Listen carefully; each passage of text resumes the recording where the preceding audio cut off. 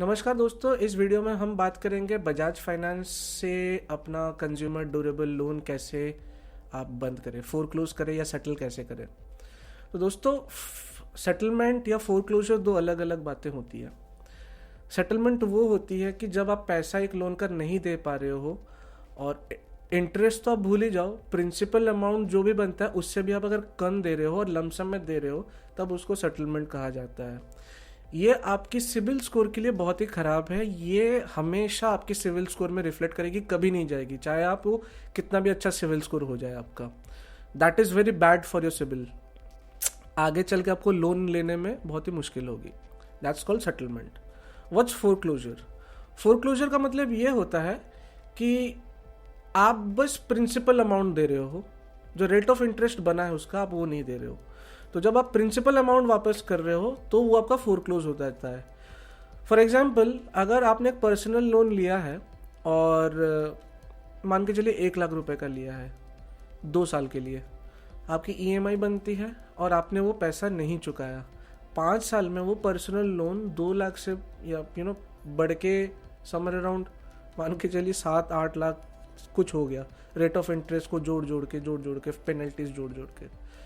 तो 5वें साल में आप क्या सोचते हो कि नहीं यार, ये इसको ना ख़त्म करते हैं। तो आप बैंक को फ़ोन करते हो, बैंक आपको फ़ोन करता है, बोलता है कि इसका सेटलमेंट कर लो। सेटलमेंट आप तभी करोगे जब आप 2 लाख रुपए ना दे पाओ, जो प्रिंसिपल अमाउंट बनता है उसका। अगर आप प्रिंसिपल अमाउंट नहीं देते हो, प्रिंसिपल अमाउंट से कम देते हो, तभी वो सेटलमेंट कहा जाता है। लेकिन अगर आप प्रिंसिपल अमाउंट देते हो, उसको आप फोरक्लोजर बोल सकते हो। आप रेट ऑफ इंटरेस्ट नहीं दे रहे हो, बाकी चार्जेस पेनल्टीज कुछ नहीं दे रहे हो, बस प्रिंसिपल अमाउंट जितना आपने लिया था उतना आपने दे दिया, काम खत्म। 2012 या 13 में मेरी आईडी किसी ने यूज़ करके, क्योंकि तब सिस्टम इतना अपग्रेडेड नहीं था, तब आधार कार्ड नहीं हुआ करते थे कि आपको नोटिफिकेशन आए या आपको कोई एसएमएस आए ओटीपी के साथ। तो बस पैन कार्ड और ड्राइवर लाइसेंस या वोटर आइडेंटिटी कार्ड दे के और एक ब्लैंक चेक दे के आप ले सकते थे। ब्लैंक चेक नहीं, कैंसल्ड चेक दे के ले सकते थे। तो मेरे ही किसी दोस्त ने मेरा वैसा ही डॉक्यूमेंट यूटिलाइज करके बजाज फाइनेंस से समवेयर अराउंड दो चीज़ें ली हुई थी। एक था 36,000 का और एक था 12,000 का। ये दोनों समवेयर अराउंड 50 to 54,000 का सामान लिया हुआ था। अब मुझे ये पता नहीं था, 2013 से चल रहा है, क्योंकि मुझे लोन की रिक्वायरमेंट भी नहीं होती है।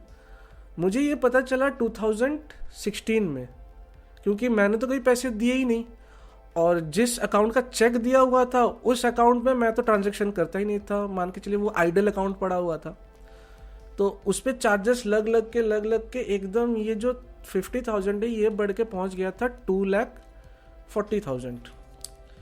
2,40,000 नहीं, इसके चार्जेस बन गए थे around 1.5 lakhs by the end of 2017। अभी 17 में मुझे ये पता चला। कैसे पता चला? जबकि मैं कार लोन लेने गया हुआ था। जब मैं कार लोन लेने गया हुआ था तब मेरा जब सिबिल स्कोर चेक किए, तब मुझे बैंक ने बोला कि आपका तो इसमें दिखा रहा है कि आपने लोन लिया हुआ है लोन। तो मैंने सोचने लगा कौन लोन ले सकता है, मैंने तो कभी लोन लिया ही नहीं है। तब बहुत इन्वेस्टिगेशन करके पता चला कि मेरे ही एक दोस्त ने मेरे नाम पे, बिना बताए मेरे नाम पे लोन ले लिया, जो मुझे कभी पता ही नहीं था। तो एक किस्म की चोरी हुई। वो बंदा कभी पैसे वापस नहीं किया। फास्ट फॉरवर्ड टू 2017 में मैं कार लोन निकाल लिया। कैसे निकाला उसके बारे में आपको बोल दूंगा। अगेन फास्ट फॉरवर्ड टू 2021 में मुझे बजाज फाइनेंस से कॉल नहीं आया, मुझे आया कॉल कोटक महिंद्रा से। कोटक महिंद्रा बैंक वाले बोले कि सर देखिए, ये आपका सिविल स्कोर अफेक्ट कर रहा है, जो कि मुझे ऑलरेडी पता है सिविल स्कोर मेरा अफेक्ट कर रहा है। और मैंने ये 2016 से लेकर 2020 तक बजाज फाइनेंस को बहुत बार कॉल करने की कोशिश की, लेकिन कभी it was of no use. ना ही उनका कभी कॉल लगा, ना ही उन्होंने मेरा कभी लोन अकाउंट नंबर मुझे निकाल के दे पाए। लेकिन कोटक ने मुझे फ़ोन किया 2021 में, फ़ोन करके बताया कि सर आपका ना ये लोन चल रहा है, इसका पेमेंट कभी हुआ नहीं है, और हम लोग ने इनका लीड ले लिया है बजाज फाइनेंस से। हम लोग ने आपके लिए पैसे दे दिए हैं, आपको हम लोग को पैसे देने हैं। मैं बोला ऐसे कैसे आपने मेरे लिए पैसे दे दिए? तो फॉर एग्जांपल उनकी इंटरनल पॉलिसीज है, जिनका इतना बात करके मुझे पता चला कि जितने सारे बैड डेट्स थे बजाज फाइनेंस के, सारे कोटक महिंद्रा ने ले लिया फॉर सम रीज़न, एग्जांपल ले लिया। और अभी वो सारे कस्टमर्स को कांटेक्ट कर रहे हैं और प्रिंसिपल अमाउंट ही ले रहे हैं।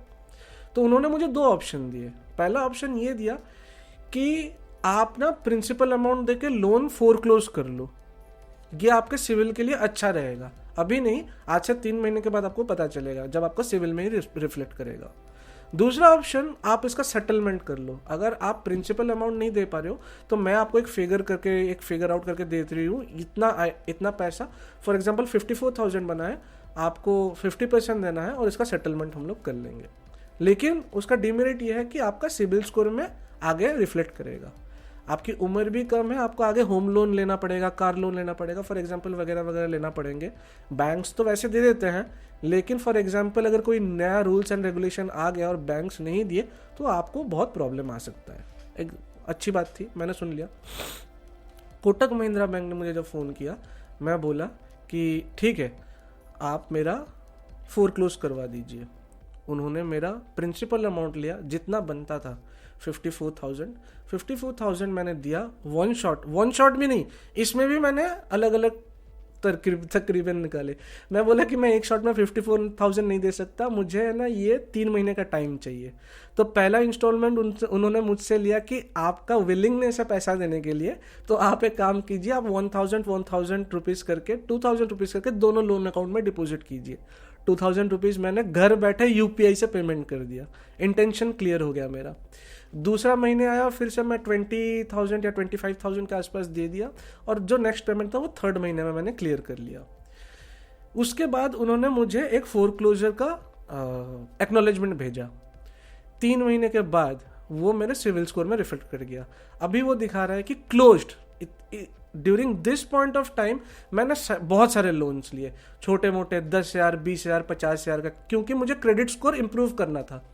गोल्ड लोन और सारे लिए, सारे पैसे चुका दिए, सारे क्लोज लिखा आ रहा था, यही बस एक ओपन था, ठीक है, और ये भी 3 महीने के बाद क्लोज लिखा है। तो ऐसे करके मैंने अपना क्रेडिट स्कोर जो है इम्प्रूव भी किया और लोन भी क्लोज कर दिया, मेरा सेटलमेंट भी नहीं हुआ। ऐसे करके मैंने बजाज फाइनेंस के पूरे जितने जो लोन था वो क्लोज कर दिया। इसके फायदे ये हुए कि मेरा जो सिविल स्कोर इतना नीचे पड़ा हुआ था वो फटाक से 3 महीने में एकदम जंप खाया अच्छे तरीके से, ठीक है ना, अराउंड 50 to 60 पॉइंट्स।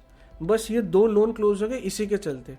तो आप सोचो कि फॉर एग्जांपल अगर आपका क्रेडिट स्कोर 650 चल रहा है या 700 चल रहा है, जब आपकी यही चीज़ रिफ्लेक्ट करेगी आपके क्रेडिट रेटिंग पे और वो बढ़ के आपके क्रेडिट स्कोर को ले आती है 700 से 750 या 60 के आसपास, तो it's good for your credit. आगे चल के आप जब लोन के लिए अप्लाई करोगे तो आपको बढ़िया से लोन मिल जाएगी।